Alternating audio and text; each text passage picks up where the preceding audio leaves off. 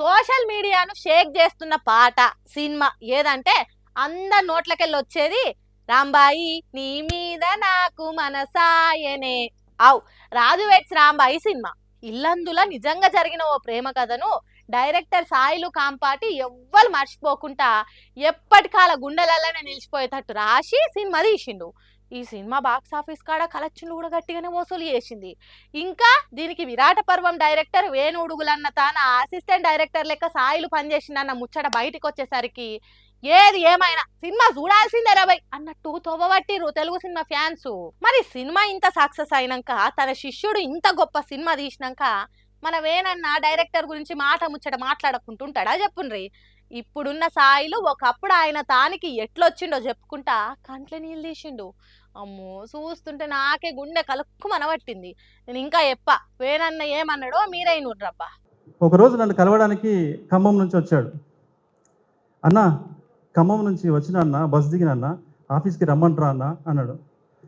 ఆఫీస్కి వచ్చేసి అన్న ఆఫీస్ మళ్ళీ కాసేపు తర్వాత ఫోన్ చేశాడు.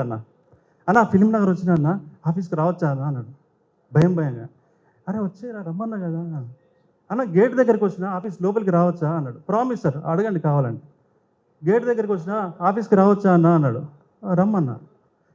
రిసెప్షన్లో ఉన్నా అన్న లోపలికి రావచ్చా అన్న అన్నాడు. గుండె కలుక్కుమన్నా సార్. ఎందుకంటే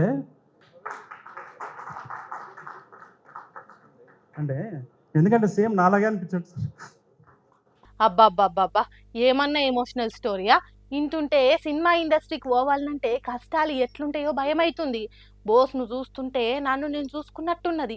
అన్న ఆఫీస్కు రావచ్చా అని అన్నిసార్లు ఫోన్ చేసి అడిగితే మామూలుగా అందరికీ కోపము చిరాకు వస్తుంది, కానీ వేనన్న కోపం రాలేదంటే ఆయన ఈ పొజిషన్లు ఉండనీకే ఇంకెన్ని కష్టాలు పడ్డాడో అర్థం చేసుకోవచ్చు. ఇట్లా రాజు వెడ్స్ రాంబాయి సినిమా డైరెక్టర్ ఎంత అమాయకుడో చెప్పుకొచ్చిండు.